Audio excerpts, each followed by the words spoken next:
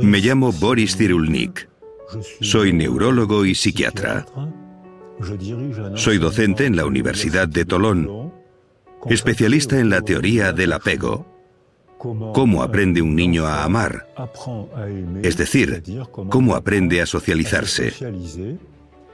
Es la teoría más aceptada actualmente en las facultades de psicología y psiquiatría. He escrito 18 libros para el público general y 18 libros profesionales. Mi último libro se titula Psicoterapia de Dios y reflexiona sobre la necesidad de creer, los beneficios de la creencia y también sus maleficios. Hola. Señor Cyrulnik, me llamo Violeta. Hola, Violeta.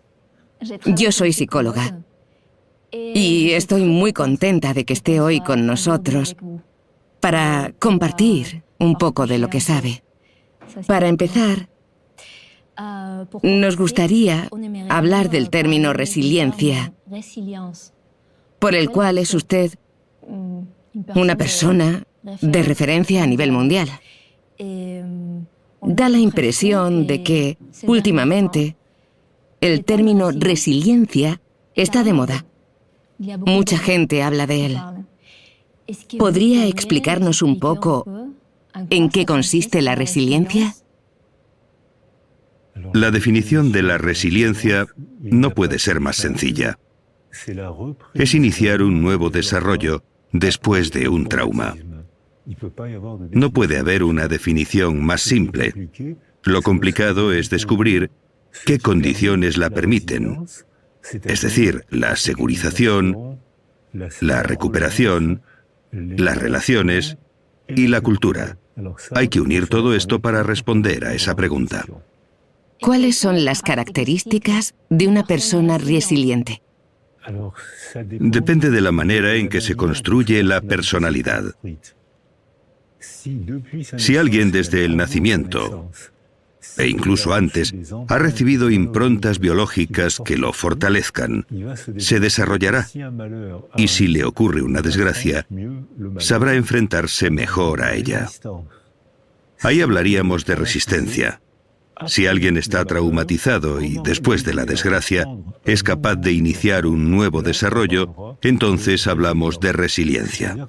Es decir, depende un poco de la persona y mucho de su entorno antes del trauma y de su entorno después del trauma. ¿Cómo podemos ayudar a un niño para que sea más resiliente, tanto en casa como en el colegio?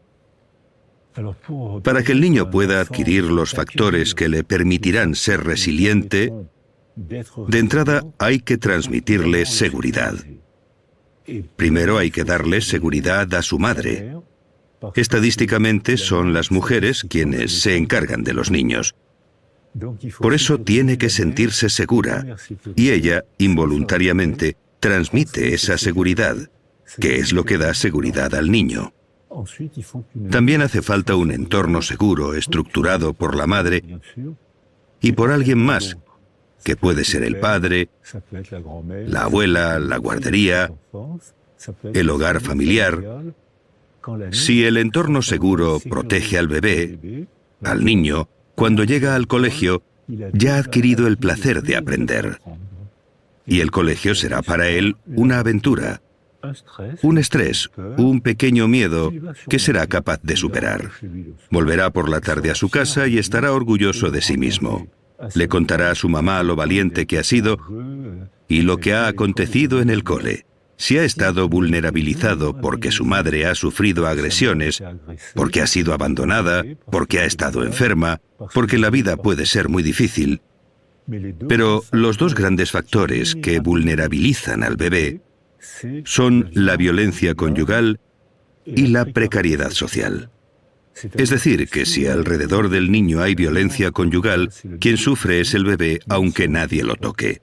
Si los padres viven en la precariedad social, algo que cada vez es más frecuente, son padres que no están disponibles, no tienen ganas de jugar con el niño, están tristes, y el entorno que envuelve al niño no le aporta seguridad. Y por eso vemos grupos de niños que no se sienten seguros, que llegan al colegio y le tienen miedo, no les gusta nada. Estos niños lo tienen difícil para ser buenos estudiantes. No es porque tengan un cerebro peor, sino porque no han sentido seguridad desde que empezó a construirse su personalidad. Hemos hablado varias veces sobre segurizar a los niños. ¿Podría explicarnos a qué se refiere cuando habla de segurizar a los niños? La definición de segurización es crear un apego familiar. Y el apego, el amor, es algo flamante. Es fiebre, es ardor. Está separado de la realidad. Mientras que el apego, por el contrario, se teje en el día a día, con la forma de hablar, compartir el desayuno, la forma de sonreír, la forma de enfadarse también. Está en la vida cotidiana, pero se va tejiendo en el día a día. Por lo que apego no es amor. Pero el apego, una vez creado, se convierte en un vínculo muy fuerte. Y los niños se sienten seguros por ese fuerte vínculo, porque es un sentimiento de familiaridad. Sé cómo hablarle a mi madre, sé cómo hablarle a mi padre, sé que cuando mi padre hace esto, no me debo fiar, sé que este gesto lo conozco, estoy tranquilo, estoy en casa, no tengo miedo, sé los comportamientos, sé lo que hay que hacer. Yo, niño, he aprendido a hacer esto. Estoy tranquilo, no angustiado. Aunque haya una adversidad, que siempre las hay en el día a día, sabré cómo gestionarla, no me angustia. Lo que crea esa seguridad en un niño es ese vínculo que se va tejiendo a diario, palabra a palabra, desayuno a desayuno. Las cosas cotidianas crean un vínculo que da seguridad al niño. Hay muchos hogares en que el padre trabaja, la madre trabaja, tienen poco tiempo, todo va muy deprisa, los niños tienen muchas obligaciones, actividades extraescolares. ¿Podría darnos algún consejo para estas familias? Para que sus hijos y su entorno se sientan más seguros.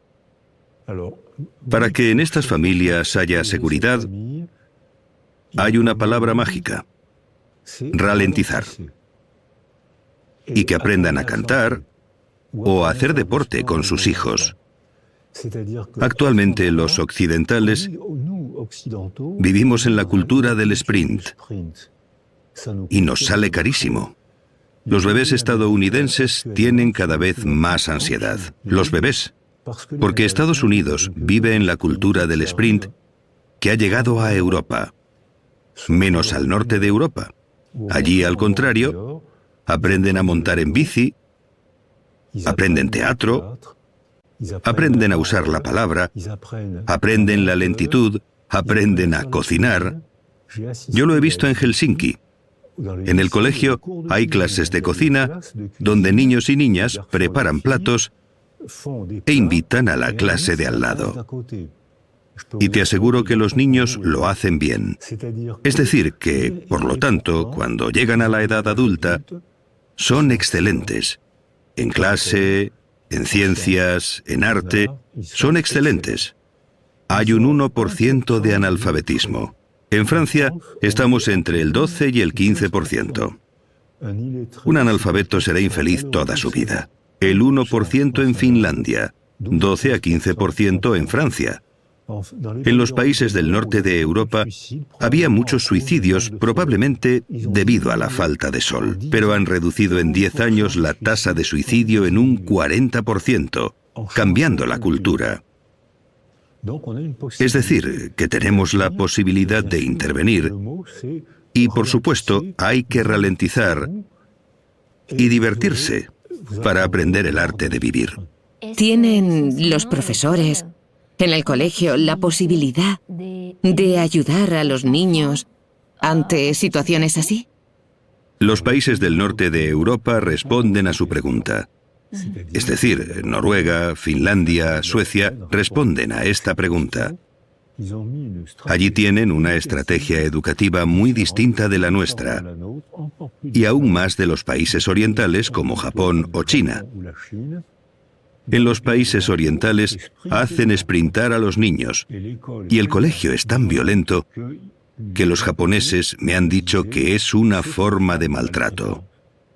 Los países del norte de Europa hacen lo contrario, ralentizan a los niños y así les dan seguridad. Los niños aprenden a resolver problemas con facilidad, por lo que tienen buena autoestima.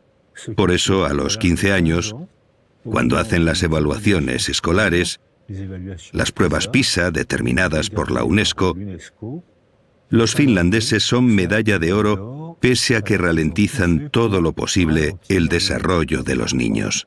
Pero ralentizándolos, les dan confianza, y los niños con confianza aprenden a jugar a aprender. Se lo pasan bien aprendiendo. Recuperan el retraso en pocos años y a los 15 años son medalla de oro en las evaluaciones de la UNESCO. Si no hemos adquirido la resiliencia en la infancia, ¿todavía podemos aprenderla en la edad adulta? La resiliencia está en marcha toda la vida, pero los primeros años son muy importantes. Es como una partida de ajedrez. Los primeros movimientos son muy importantes, pero mientras la partida no haya terminado, siguen quedando buenos movimientos. La resiliencia no es la misma cuando somos niños, antes de hablar, cuando somos niños y sabemos hablar, cuando somos adolescentes o cuando somos personas adultas. Los casos que accionan la resiliencia no serán los mismos. La resiliencia funciona mucho peor pasados los 120 años. Ahí funciona peor. ¿Podría dar algún consejo específico para los adultos que quieran desarrollar la resiliencia? El primer consejo es que no se queden solos. Cuando sufrimos un trauma, estamos tan tristes que nos hacemos un ovillo, apretamos los dientes y nos aislamos. Y esto solo agrava, ya que el recuerdo de la herida se refuerza más y más. Solo pensamos en eso y agravamos el sufrimiento. Así que el primer consejo sería luchar contra uno mismo si nos apetece aislarnos. Y sobre todo, hay que hablar o quedar con la gente con la que tengamos confianza. Puede ser la mujer, el marido, la madre, un amigo, un cura, un monitor de deporte, alguien con quien tengamos confianza. Y no tenemos por qué empezar a hablar de inmediato. Primero tenemos que sentirnos seguros, como los niños, y luego, cuando nos sentimos seguros, podemos reflexionar y podemos empezar a hablar. Aunque no hayamos sufrido un trauma grave, hay cosas cotidianas que pueden influirnos. Un divorcio, un despido. ¿Cómo pueden superarse estas cosas? Es imposible hacer un baremo de traumas. Si alguien ha sido vulnerabilizado durante su desarrollo, todo puede convertirse en trauma. Todo puede ser herida. Una mudanza, una mala palabra, porque se le ha vulnerabilizado antes del suceso. Si antes del suceso ha sido reforzado durante el desarrollo, será muy difícil que se traumatice. Hay gente que atraviesa adversidades tremendas y sufren, pero no desarrollan trastorno por estrés postraumático. Y al contrario, hay gente que ha sido vulnerabilizada, debilitada durante su desarrollo por vivir en la precariedad social, por la violencia conyugal, por haber sufrido y no haberlo podido expresar, por haber ocultado el sufrimiento. En estos casos, cualquier suceso puede dañar muy profundamente. La diferencia entre el sufrimiento y el trauma es que ahora podemos ver el trauma mediante imágenes cerebrales. Podemos ver cómo funciona el cerebro. Durante un trauma el cerebro se apaga. No funciona o funciona mal. Mientras que en el sufrimiento el cerebro no se apaga. Estás afligido, ansioso, triste, enfadado, pero el cerebro funciona. Mientras que en un trauma se ralentiza, no funciona. Solo muestra colores apagados. Azul, verde, gris. Cuando el cerebro funciona bien porque estamos positivamente estimulados o contentos, el cerebro trabaja y consume energía, y se ve rojo, verde, amarillo, y se desplaza por todo el cerebro. Hablamos de trauma si el cerebro se apaga. Cuando estamos, como en boxeo, KO. Sin embargo, hablamos de adversidad si sufrimos, pero el cerebro sigue funcionando bien. Y funciona bien si ha sido reforzado durante el desarrollo en la infancia temprana. Y al contrario, es frágil si hemos sido fragilizados durante la infancia temprana. No podemos señalar una causa-efecto. No podemos decir que un trauma causa mucho daño. Dependerá de la manera en que nos hayamos construido antes de enfrentarnos a la desgracia o la dificultad. También habla sobre la diferencia entre el trauma y la representación del trauma. Así es. En un trauma se sufre. El sufrimiento forma parte de la condición humana. Estamos dolidos, tristes y sufrimos. Pero después, cuando representamos lo que nos ha pasado, si estamos bien rodeados, si tenemos apoyo y tenemos la posibilidad de reflexionar, de pensar, sufrimos en lo real, pero pronto dejamos de sufrir en la representación de lo real. Pero si nos quedamos solos, solo pensamos en la desgracia. ¿Por qué me ha hecho esto? ¿Por qué he respondido así? ¿Por qué no me defendí? ¿Por qué nadie me defendió? Así agravamos el sufrimiento y nos dirigimos de cabeza a la depresión. Así que depende del apoyo que recibimos después del trauma. Es un apoyo afectivo. No tiene por qué ser un psicólogo. Puede ser un amigo, un cura, el marido, la mujer, alguien en quien confiemos. Pero necesitamos tener apoyo y para eso no debemos quedarnos solos. Hemos hablado de resiliencia.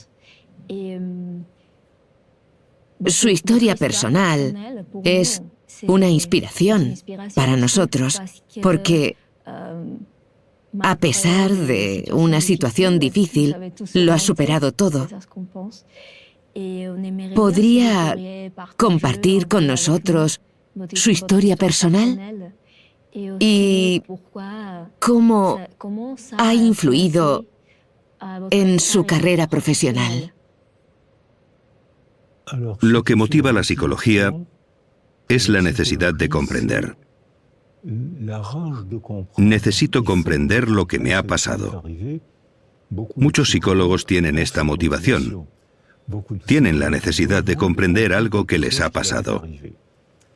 Es una buena motivación, pero hay que trabajar, hay que leer, conocer, reflexionar. Es apasionante. Es agotador, pero es apasionante. Nací antes de la Segunda Guerra Mundial. Mis padres eran judíos ucranianos y polacos. Mi padre se alistó en el ejército francés para luchar contra los nazis. Resultó herido y fue arrestado en la cama del hospital por la policía del país por el que luchaba y desapareció en Auschwitz. Mi madre y gran parte de mi familia también desaparecieron en Auschwitz. Yo fui detenido por la Gestapo, la policía francesa asociada al ejército alemán, cuando tenía 6 años y medio. Conseguí escaparme de unas condiciones surrealistas. Una vez liberado, cuando contaba lo que había vivido durante la guerra, la gente se partía de risa. Lo has oído bien, la gente se reía porque les parecía increíble. Y es que lo era. ¿Se partían de risa? Sí. La gente creía que me inventaba las historias. Creían que eran cosas que me había inventado. Luego, en 1982 u 83, escribí mi primer libro. Me invitaron a la televisión francesa en Burdeos, donde me habían arrestado, y alguien llamó por teléfono a un periodista y dijo: ¿ese no es el pequeño Boris al que ayudé a escapar? Y dejó su número de teléfono y su dirección. Llamé a un taxi y fui a ver a esta mujer, que era enfermera de la Cruz Roja. Yo tenía 6 años cuando me escapé. No podía irme muy lejos. Me hizo señas para que me escondiera bajo el cuerpo de una señora moribunda y el coche se marchó. De 1.700 personas arrestadas, hubo 2 supervivientes. Esta señora y yo, que me había escondido debajo de ella. Me reencontré gracias a la televisión de Burdeos con todos los testigos de mi fuga. Ahora tengo relación de amistad con ellos y con sus hijos, y les contamos esta historia sonriendo. Porque algo que fue una tragedia durante y después de la guerra, con el paso del tiempo y después de haber trabajado, de haber hecho por comprender por qué los hombres de un país culto, porque Alemania era el país más culto de Occidente en los años 30, país de científicos, músicos. Había un jazz en Alemania muy alegre, precioso. Era el país más culto de Occidente, y fue en ese bonito país, en esa bella cultura germánica, donde sucedió una de las mayores tragedias de la historia humana, la Segunda Guerra Mundial y el nazismo. Pero ahora podemos hablar de ellos sonriendo. Podemos intentar comprender.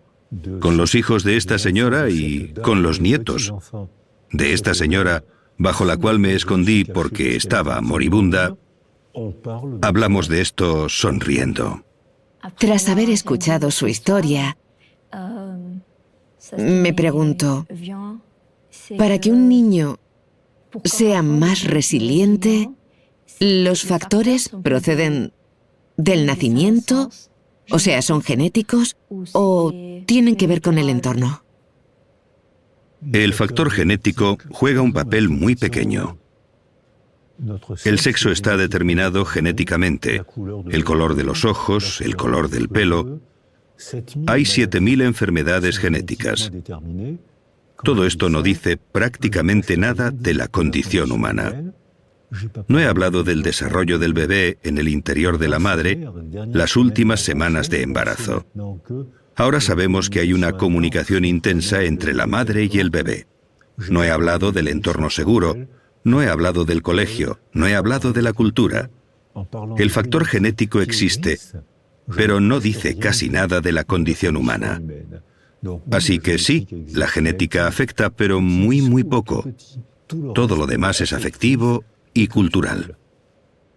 ¿Vivir un trauma o vivir una situación de aislamiento afectivo, de carencia, puede afectar al desarrollo neurológico de un niño? Esta cuestión es importante. Sabemos desde la Segunda Guerra Mundial que los niños, los ingleses que estuvieron bajo el bombardeo del ejército nazi, quedaron muy traumatizados. Vieron morir a sus padres y ellos quedaron enterrados entre los escombros. Fueron acogidos por Anna Freud, la hija de Sigmund Freud. Estaban acogidos en Hampstead, un barrio de Londres. Todos estos niños tenían un retraso en el desarrollo y no se sabía explicar. Ahora sí que sabemos, gracias a la psicología y la neuroimagen. Se pueden hacer pruebas de desarrollo y ver que esos niños tienen un retraso. No hablan, dejan de hablar o hablan más tarde. La emoción les impide hablar. Y en un análisis cuantitativo se ve que estos niños no segregan hormonas del crecimiento ni hormonas sexuales, lo cual explica por qué las carencias afectivas tienen esa dimensión. Ahora con las imágenes cerebrales vemos que cuando el niño está afectivamente aislado, presenta una atrofia de los lóbulos prefrontales y de los circuitos de la memoria y las emociones. Y por contra presentan una hipertrofia de una serie de neuronas que tratan las emociones insoportables. Esto hace que los niños que han estado aislados o privados de afecto en la edad temprana, más adelante y durante toda la vida, si los dejan solos, interpretan toda información como una agresión. Tienen miedo de todo. Se sienten agredidos por todo. No hay que mirar en el contexto, sino en la infancia temprana, cuando fueron privados de afecto. Se tienen que tomar decisiones políticas. Las mujeres embarazadas tienen que estar tranquilas. Hay que permitir que organicen un entorno seguro desde el primer mes, con la madre, claro, y con el padre o con la abuelita. Y hay que cambiar la estructura educativa para dar seguridad a los niños en lugar de fustigarlos para obtener buenos resultados escolares. A partir de entonces, habrá cada vez más niños resilientes. No se acabarán las adversidades de la vida, pero podrán afrontarlas mejor y no serán prisioneros de la desgracia. Sabemos que entre las personas que han vivido situaciones de vida difíciles, hay muchos pintores, cineastas, escritores. ¿Tiene el cerebro alguna manera de superar o de defenderse cuando vivimos situaciones difíciles? La vida es apasionante y difícil. Suprimir la tragedia de la condición humana. Si cerramos las bibliotecas, suprimimos el cine, acabamos con el teatro, todas las producciones artísticas están hechas para superar la tragedia. Las películas cuentan tragedias, cuentan historias emotivas de gente, de niños que consiguen superar la tragedia. Y para nosotros son maneras de comprender, pero para los dañados, los traumatizados, es también una forma de pedirle al artista que sea su portavoz. Si me ha pasado algo que no tengo fuerza o valor para contar, porque si cuento lo que me ha pasado, para mí será duro y para ti difícil de escuchar, y vas a querer que me calle. Eso es lo que pasó después de la guerra, la negación cultural francesa, y en España puede que también hubiera, igual que en Alemania, y en todos los países que han vivido tragedias en la historia. La negación es protectora porque nos permite evitar afrontar el problema. Pero esta negación que protege obstaculiza la resiliencia, porque no afrontamos el problema. Sin embargo, cuando damos la palabra a los artistas, a los poetas, los cantantes, escritores, cineastas, ahí las emociones están controladas, porque podemos hacer del actor. El actor se convierte en nuestro portavoz, y él dirá lo que yo no tengo fuerza para decir. El desvío, el alejamiento de la emoción, el control de la emoción, la representación de la tragedia de manera soportable, ya sea con una película, una novela. Así los demás pueden intentar entender sin angustiarse ni sentirse incómodos por la tragedia. Si yo te cuento la tragedia que me ha ocurrido, vas a querer que me calle porque te incomodará. Y me dirás, bueno, ya pasó. Pero no, no ha pasado. Está grabado en mi memoria. Puedo callarme. Si me pides que me calle, yo me callo. Pero no ha pasado. Al revés, si me callo, le daré vueltas y lo reforzaré. Si te digo, yo no tengo fuerzas para decirlo, pero ve al cine a ver tal película que cuenta una historia de una violación. Cuenta cómo consigue una mujer forcejear, defenderse, volver a la vida. Ve al cine a ver la historia de un exilio, para ver cómo se han adaptado a una nueva cultura, que no siempre fueron bien recibidos. Llorarás, te emocionarás y comprenderás. Y a partir de ahí, nos entenderemos mejor y podremos hablar gracias a los artistas. El arte juega un papel muy importante en el proceso de resiliencia. Además, todos los niños se benefician de esto, estén o no traumatizados. Se benefician de la función artística y debemos informarles, debemos entrenarles para convertirse en pequeños artistas. Porque como la madre está siempre ahí, el niño no necesita nada. Es ella quien lo recibe todo en lugar del niño. Pero cuando la madre se va a trabajar o a ocuparse de ella misma, hacer la compra, el niño está solo y tiene que aprender a soportar la marcha de su madre, haciendo dibujos y pensando, cuando vuelva mamá le daré este dibujo y se pondrá contenta, me dará un abrazo y será una fiesta afectiva.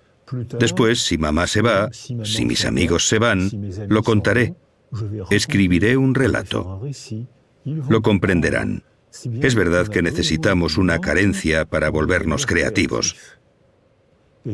La carencia invita a la creatividad. En un niño totalmente aislado, su cerebro estará dañado y no podrá ser creativo. Pero un niño demasiado protegido tampoco invita a la creatividad. Entonces la madre, el padre, tienen que estar ahí para darle seguridad y de vez en cuando considerarse a sí mismos como personas para dejar un espacio vacío al niño, para que el niño dibuje, invente un cuento, una novelita, para esperar el retorno de la madre. Es la carencia lo que invita a la creatividad. Entonces, cuando habla de resiliencia, también habla de altruismo. ¿Existe una relación entre el altruismo y la resiliencia? Hemos leído que hay mecanismos de defensa psicológicos positivos. ¿Puede hablarnos un poco del altruismo y estos mecanismos? Cuando hemos vivido una tragedia, estamos a la defensiva. Necesitamos defendernos. Y cuando retomamos nuestra vida y sufrimos menos, muy a menudo a la gente le nace un deseo altruista. Tienen ganas de ayudar a otros, porque saben lo que es el sufrimiento. Muchos psicólogos se hacen altruistas porque han tenido un problema, un sufrimiento en la infancia que los lleva a... Les interesa el mundo de los otros. Cuando trabajé en el Congo con los niños soldado, cuando les preguntaba qué querían ser de mayores, casi todos me contestaban que querían ser periodistas o médicos. ¿Por qué periodistas? Porque tengo que contar esto. Tengo que dar testimonio de lo que ocurre cuando un niño se transforma en soldado. ¿Y por qué médicos? Porque sé lo que es el dolor y quiero aprender a proteger a otros niños del dolor. El altruismo es un mecanismo de legítima defensa para combatir el dolor. Muchos médicos, psicólogos, asistentes sociales conocen este proceso que es bueno, es moral, porque invita a entender y a compartir con alguien lo que hemos entendido. Pero, igual que las madres que deben estar ahí, pero no siempre, el terapeuta, el cura, deben estar ahí, pero no siempre. Es decir, que es necesario que el niño se vea invitado a la creatividad y que lo hagamos coautor de su desarrollo. Yo, adulto, te digo que te comprendo, pero tú, niño, puedes decir lo que piensas. Y así el niño traumatizado o el adulto herido contribuye a la reconstrucción resiliente. Pero hay que tener cuidado con este mecanismo. Hicimos una encuesta en Tolón, donde yo vivo, en la que contrastamos que el 50% de los enfermeros y el 50% de los psicólogos tienen depresión por agotamiento profesional. Porque cuando te centras demasiado en el otro, acabas por descuidarte tú. Por eso a mis estudiantes les digo, ¿queréis ser médicos y psicólogos? ¡Bravo! Pero, ¿qué más vais a hacer? ¿Cómo que qué más? Preguntan. Claro, si eres psicólogo, apúntate a un coro y aprende a cantar o a un equipo de fútbol. Haz algo más para preservarte tú, porque tú eres una persona también. No debes sacrificarte por otro. Ayudas a los demás porque es tu vocación, es tu formación, y está muy bien que ayudes a otros. Pero tú también eres una persona, y si te despersonalizas caerás en depresión y no les serás útil a los demás. Cuando habla de altruismo, entiendo que habla también de empatía. ¿Hay diferencia entre el altruismo y la empatía? Efectivamente, la empatía es la capacidad de descentralizarse uno mismo para representar el mundo de otro. Los niños privados de afecto y los niños aislados sensorialmente, si no tienen a nadie, no pueden aprender empatía. Si solo se tienen a sí mismos, se balancean, se vuelven grises, se hieren, se dan cabezazos contra la pared, se mutilan en la adolescencia. Si no hay alteridad, uno mismo es su única alteridad. No hay altruismo porque no hay empatía, debido a la carencia afectiva precoz, muy precoz. Hay pedagogía de la empatía. Si creamos un entorno seguro para el niño, una vez se sienta seguro, aprenderá a descubrir al otro. Pero solo puede ocurrir si se siente seguro. Entonces se interesará por el otro e iniciará un proceso de altruismo. Como me contaban los niños soldado, como sé lo que es el dolor y sé lo que hay que hacer, voy a ser altruista. Es un camino sistémico. Es un sistema, no una causa que explica un efecto. Es todo un sistema que evoluciona y está constantemente sometido a las presiones del entorno. Así desarrollamos la empatía y aprendemos el placer de descubrir el mundo mental de los demás, otras religiones, otras culturas, y ver que son interesantes. Pero esto obliga a viajar, a leer, a conocer. Es apasionante y agotador. ¿Podría explicarnos, para los niños, en los colegios, en la sociedad actual, aunque no hayan vivido traumas graves, cómo podemos trabajar con ellos la empatía? Por parte de los profesores, el centro educativo, los padres. Eso es lo que nos pidió Macron, el presidente de Francia. Le enviamos no hace mucho un informe sobre jardines de infancia que fue muy bien recibido por el presidente, los medios, los periodistas y las familias. Hay que introducirlo en el colegio, en las guarderías incluso. Nosotros trabajamos con músicos, musicólogos y neurólogos asociados. Sabemos que un niño que toca un instrumento estimula el lóbulo temporal izquierdo. Gracias a la neuroimagen hemos visto imágenes y vídeos. La zona temporal izquierda es la que trabaja el lenguaje. Los niños que tocan un instrumento hablan mejor y hablan antes que aquellos que no tocan ningún instrumento musical. Y los que no saben tocar ningún instrumento, los metemos a cantar en un coro. Hemos constatado que los niños que hacen música socializan con más facilidad porque se sienten confiados con los demás. La confianza es el verdadero tranquilizante. Se sienten familiarizados con los demás, hablan con más facilidad, aprenden rituales de interacción. Por eso socializan más fácilmente, les gusta la escuela y tienen un buen rendimiento escolar. Con la música y el deporte en el colegio. Al hacer deporte estimulamos el cerebro y funciona mejor. Mientras que ahora en Occidente, ¿qué padece todo el mundo? Enfermedades derivadas del sedentarismo, porque hemos descuidado nuestro cuerpo. También el dibujo, el teatro y el cine son excelentes para desarrollar la empatía. ¿Crees que la tuya es la única religión válida y que los demás son infieles por creer en otro Dios?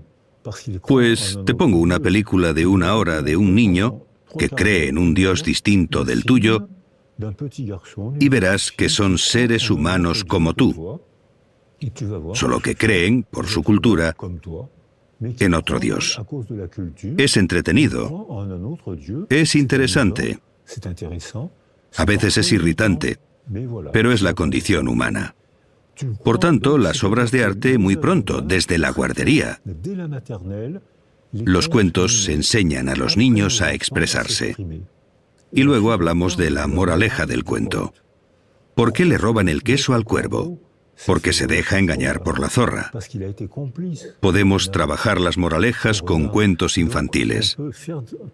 Les contamos una historia bonita y les invitamos a convertirse en pequeños filósofos. Y esos pequeños filósofos son inteligentísimos desde bien pronto. El otro día hablaba con una pequeña filósofa de 5 o 6 años. Hablábamos de la muerte, porque cuando los niños descubren la muerte, es un problema metafísico, es importante para ellos. Le pregunto a mi pequeña filósofa qué es la muerte para ella, y me dice: muy fácil, te caes, te quedas frío, te llevan al hospital, te calientan y vuelves. Esto nos permitió hablar de la representación del tiempo en el plano filosófico, con una pequeña filósofa de 5 años que lo entendía todo.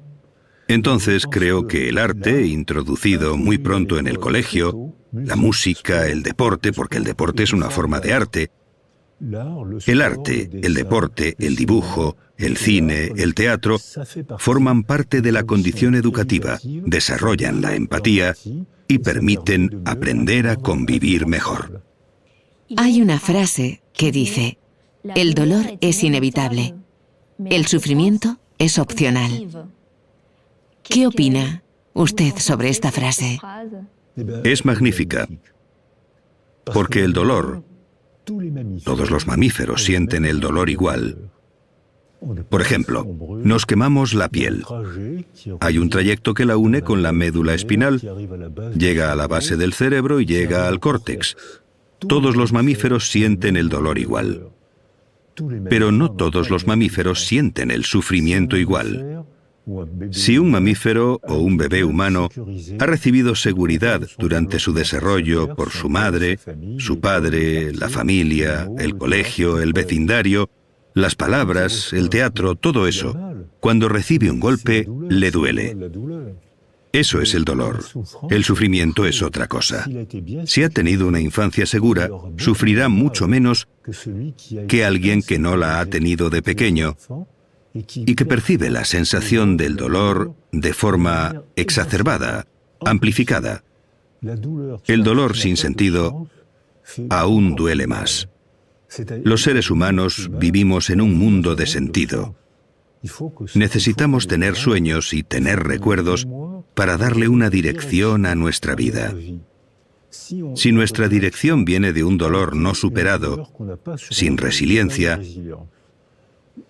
al recibir un golpe sufrimos muchísimo y sin posibilidad de modificar ese sufrimiento. Si hemos crecido fortalecidos y con seguridad, recibimos el mismo golpe, una tragedia. Pero hemos aprendido a ser más fuertes que el sufrimiento, que el dolor, y entonces sufrimos menos. Sufrimos una sola vez, como los animales. Y además, si hacemos algo con ese dolor, ese sufrimiento, habremos transformado el sufrimiento en obra de arte. Entre los artistas, entre la gente del cine, se da un número inusualmente alto de niños privados de afecto que se refugian en el cine, que hacen películas muy bonitas y emotivas, porque, al haber sido heridos, han encontrado un medio para transformar esa herida y convertirla en producción artística. La mayoría de las obras de arte son confesiones autobiográficas. Me gustaría que hablásemos de una cuestión de actualidad. Ahora mismo, en nuestra sociedad actual, hay guerras, hay conflictos políticos, distintas migraciones, hay gente que sufre y hay mujeres embarazadas que también sufren. ¿Puede esto afectar al desarrollo del niño que todavía no ha nacido, igual que a la gente que ha sufrido? Esta es una pregunta muy científica que se investiga desde hace 10 o 15 años. Es objeto de estudios israelíes con mujeres embarazadas traumatizadas por los atentados. Mujeres israelíes y palestinas que acudieron a consulta por síntomas de estrés postraumático. Estas mujeres, 170 mujeres embarazadas, trajeron al mundo a 170 bebés y todos presentaban ya una alteración cerebral. Todos tenían ya un mal funcionamiento cerebral. Si hubiésemos dejado solas a esas mujeres, los bebés habrían empezado su vida con una grave deficiencia neurológica. Esto no ocurrió. Las mujeres estuvieron arropadas, los bebés también, y esto activó un proceso de resiliencia más o menos sencillo. Algunas de las mujeres y de los bebés iniciaron rápidamente el proceso de resiliencia. Para otras fue más difícil y otras no pudieron. Este fue el primer trabajo que se llevó a cabo en Tel Aviv. Después llegaron los investigadores en biología y demostraron que cuando el estrés forma parte de la vida. Todos vivimos momentos de estrés. Cuando tienes exámenes, sufres estrés. Forma parte de la vida, pero superas ese estrés y te enorgulleces por ello. Forma parte de la vida y no debemos privar a los niños del estrés. Pero si el estrés es demasiado fuerte, intenso, prolongado, y si dejamos al niño solo, el exceso de cortisol y de catecolaminas, es decir, las sustancias del estrés, termina por dañar las células cerebrales y el cerebro queda alterado por haber dejado a la mujer y al niño solos.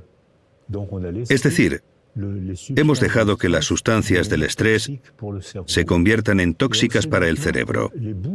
Hoy sabemos que los extremos de los cromosomas reciben unos fragmentos llamados radicales metilo. Son fragmentos que obstruyen la expresión del cromosoma. Es decir, el cromosoma no cambia, pero las obstrucciones causadas por este exceso de sustancias tóxicas hacen como tapones que hemos fotografiado. Se ven manchas negras. Una cinta genética sana, con obstrucciones, no se expresa igual en absoluto. Por eso, no podemos señalar que el problema sea innato o de adquisición, porque la cinta de cromosoma no se ha modificado. No es una mutación, es la misma cinta. La expresión sí que cambia por completo, según la estructura del medio. Se empezó a hacer en animales, y se vio una misma cinta genética de rata. Si dejamos que la rata se desarrolle en un medio pacífico, se convertirá en una rata grande, gorda, mansa, con una larga esperanza de vida. Con el mismo tipo de rata, si la ponemos en un medio de estrés, de alerta, de agresión constante, se convierte en una rata pequeña, arisca y negativa, hiperkinética, es decir, muy ajetreada y con una esperanza de vida muy reducida. Es la misma cinta genética que experimentalmente hemos hecho que se exprese de manera totalmente diferente, morfológicamente, a nivel de comportamiento y de la esperanza de vida. Por lo que el problema de lo innato y lo adquirido es un sinsentido absoluto. Esto también quiere decir que nosotros, los seres humanos, los políticos, filósofos, padres, somos responsables porque ahora sabemos que podemos y debemos intervenir en el medio que nos afecta. No somos seres pasivos. Tenemos la posibilidad de intervenir en el medio. Actualmente, la acción de los seres humanos sobre el medio es de degradación. ¿Qué sugerencia podemos hacer a la sociedad para prever este problema? Tenemos que hacer como los países del norte de Europa. Ralentizar, desarrollar las actividades deportivas y artísticas para reforzar los vínculos que desarrollan la familiaridad. Y hay que hacer frente a las adversidades reales. Hay que trabajar, hay que estresarse por un examen. Esos son problemas reales, pero hay que estar preparado para afrontar esas adversidades. Si hemos sido abandonados, tenemos miedo de todo. Y si hemos estado demasiado protegidos, también lo tenemos, porque no tenemos confianza propia. Necesitamos inventar una cultura que sea como el mar, con su flujo y su reflujo, como el día y la noche, como los latidos del corazón, una cultura con ritmos. Los jóvenes ya empiezan a hacer esto. Cada vez se ve más gente joven que trabaja y que, de vez en cuando, respira. Puede que los jóvenes inventen probablemente una nueva cultura para combatir los efectos de la angustia provocados por la cultura tecnológica. La cultura tecnológica combatió el miedo de la Edad Media y el miedo que conocíamos hasta los 50. Eso ha sido gracias a la tecnología. Pero ha tenido como efecto secundario el desarrollo de la angustia. Puede que la cultura que van a inventar los jóvenes permita también controlar la angustia. Es muy interesante lo que ha compartido con nosotros. Le agradecemos mucho su presencia y esta entrevista. No, ha sido un placer. Gracias por invitarme.